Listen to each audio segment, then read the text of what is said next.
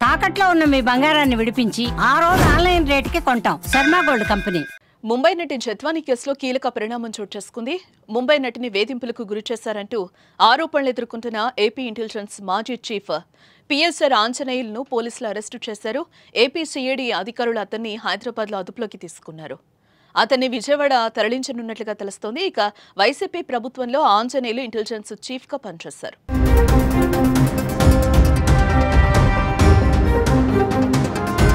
Mumbai actor జత్వానీని YCP నేత విద్యాసాగర్ వేధింపులకు గురిచేసినట్లు ఆరోపణలున్నాయి. ఆయన ఫిర్యాదుతో ముంబై వెళ్లి జత్వానీతో సహా ఆమె కుటుంబాన్ని పోలీసులు అరెస్టు చేశారు. అయితే ఓ ప్రముఖ వ్యాపారవేత్తపై జత్వానీ కేసు వేయడంతోనే ఆమెను అరెస్టు చేశారనే వాదనలు వినిపించాయి. దీంతో కేసు వాపసు తీసుకోవాలని జత్వానీని ఒత్తిడికి గురిచేశారని, ఇందులో పిఎస్ఆర్ ఆంజనేయులు, సిపి కాంతిరాణా టాటా, విశాల్ గున్నీల పాత్ర ఉందనే ఆరోపణలు వెలువెత్తాయి.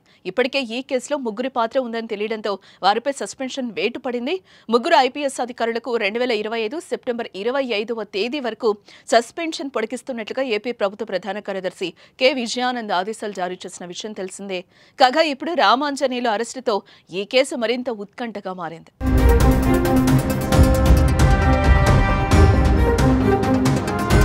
అయితే ఏపీలో కూటమి ప్రభుత్వం ఏర్పడిన తర్వాత కాదంబరి జత్వానీ ఏపీ పోలీసులను ఆశ్రయించారు. తనపై తప్పుడు కేసు పెట్టారని, వేధింపులకు గురి చేశారని ఆరోపించారు.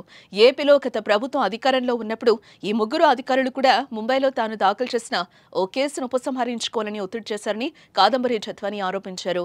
తాను కేసు వెనక్కి తీసుకోకపోతే తీవ్ర పరిణామాలు ఎదుర్కోవాల్సి ఉంటుందని తనను బెదిరించారని అన్నారు. తాను తన తల్లిదండ్రులు అవమానానికి గురయ్యామని, చట్టవిరుద్ధంగా నిర్బంధంలో ఉంచబడ్డామని ఆరోపించారు.